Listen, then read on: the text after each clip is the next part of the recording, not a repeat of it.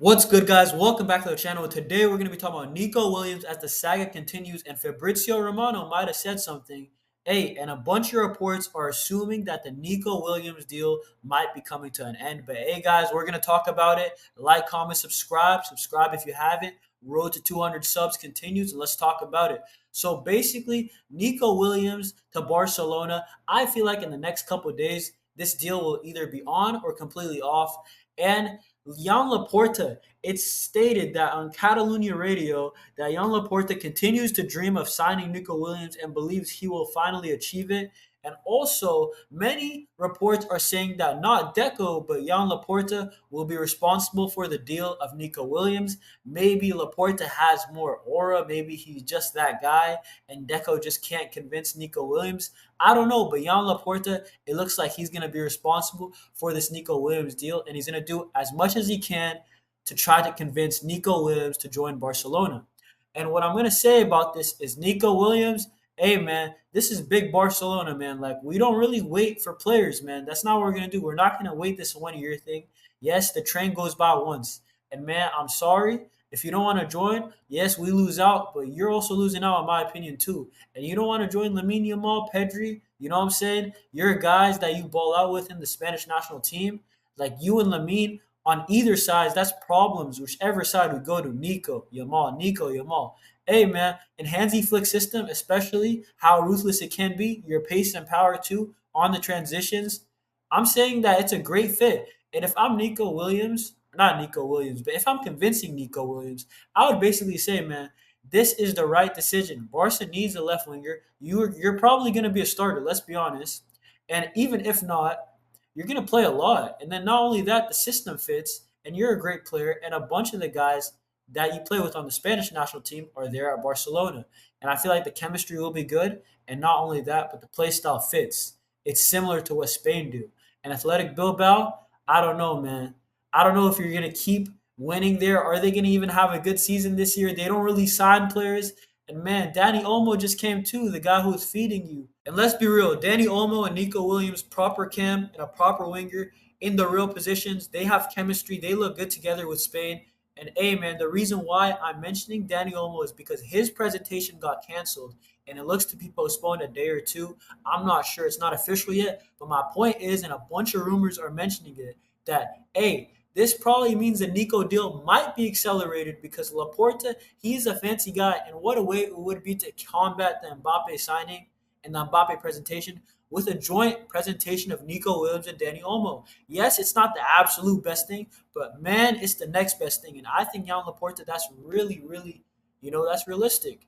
And my message to Nico, this is my final message, man. This saga has been dragging on. I like Nico Williams. I think he is a good winger with world class potential. But my point is that he's not Maradona. This is not Neymar Jr. You know what I'm saying? This is not Leo Messi. It is now or never. The Barca train, it's right. It moves once and that's it, man. It comes by once and you don't know if it's going to come by again, man. And unless Nico Williams absolutely rips it up for Bilbao again, I don't know if Barca will come back. Because who knows, there might be better alternatives. There might be cheaper options that maybe are just as good that pop up in the next season. So Nico Williams, take the chance. If I were you, I would go. And hey, if it's really your dream, you would come, man. That's all I'm gonna say. But hey, let's move on because the Young Gamper game, I see it as the Danny Olmo. He might make his debut. Hopefully, Nico Williams will be in the stands by then. Just presenting, just saying hi to the fans. And hey, man, that game's on Monday, so catch it if you can. I'll probably be watching, hopefully. And what I want to mention is that the potential long-term alternatives, if Barcelona do not sign a winger for this summer, I would like Rafael and Kvaratskhelia. Of course, Kvaratskelia's agent has mentioned in the past his desire to leave Napoli for Madrid or Barcelona, but Madrid's not really likely because of who they have right now with Vinny, Rodrigo, and Mbappe. So it's realistic that more realistic at least, for Kvaratskhelia to come to Barca. And Barca, let's be honest, Rafael, the rumors aren't there, but man, Rafael would be such a problem. And I feel like if we don't spend the money on Nico, that 60 million that we still got next year, and maybe a 90 million bid, let's just see. Let's just see if it tempts AC Milan or Napoli. And these two would be my long-term solutions for next year if we can't buy a left winger this year. But we got to be talking about Nico Williams because also Apparently, if he stays at Bilbao, there's a lot of rumors saying that Nico Williams will probably extend his contract, and that's all right. But his release clause would go up to 100 million euros, and I really doubt that Barcelona would do that at that point. And that's my point. It's now or never for Nico. And let's just say worst case scenario, Nico doesn't come. Now we got to think about the best next plan B. And my plan B would be Chiesa. And yes, it might not be a fan favorite, but Chiesa has been placed on Juventus shortlist of players they want to sell. And Chiesa, we saw him ball out for Juve before his ACL injury. He balled out at Fiorentina and also Italy before his ACL. There's a player in there, and he's been fit for a while now. And maybe I feel like in the next 3 or 4 months, he could probably be as close as he can back to his best. You know, those ACL injuries are dangerous. But that's why I'm saying the other name we've been linked to, Kingsley Coleman, it doesn't make sense because Kingsley Coleman, let's be honest, he is a decent player on his day. But the thing is that Coleman, he's not consistent and he's injury prone. And not only that, he's 28 and he's had way more injuries. And Bayern legitimately don't want him. And the thing is that Coleman, would I take him on a loan? Maybe if it's a simple loan, but a mandatory option, no, I just wouldn't, man. And then Chiesa, I feel like he's younger. Not only that, it's if we can get him for 10 million to 15, I feel like the risk is so low and the reward can only be so high. Or at least, if not, we could resell him for 10 million again. That's not a horrible option.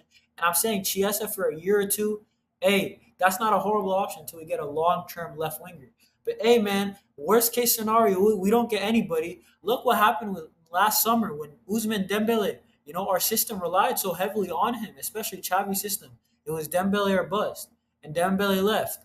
And then we got Lamine Yamal, and look how it panned out. Because let's be honest, Lamine Yamal, he's probably more consistent, and he's probably better than Dembele right now at his stage in his career. And one just turned 17, and the other one I think is 27. So just think about it, man. We just improved our squad without knowing we had a player in our academy that was already better than what we had in our first team. So, we could look from within. And Hansi Flick, he's already doing that with the squad in this preseason. Look at what he's doing with Bernal and Cansado. He's not trying to find a midfielder. I'm sure he'll probably do the thing with a winger, or he would place maybe a midfielder out wide and see who's the best midfielder who can work it out wide for 1 year and maybe get Chiesa on not a free, but maybe like a 10 million cheap deal. And Hansi Flick, he's a legit coach. I expect him to find a solution, even if we don't get Nico. But I hope we do get Nico, and I hope Hansi Flick can get the signings and bring in his squad in the next couple of days, because it would be awesome to see Lamine Yamal, Lewandowski, Nico Williams, the front three, and then Danny Olmo right there in behind at the 10 position with a double pivot. And I feel like that would be proper. With proper build-up play, I feel like that's dangerous. That build up, not only that, the efficiency, hopefully, the playmaking's off the charts. And man, that would be so exciting for us fans. And Yon Laporta, get the job done, get these signings done, get them through the door, and La Liga starts soon. Like, comment, subscribe. See y'all in the next one. Peace. Road to 200 continues. See y'all. Peace.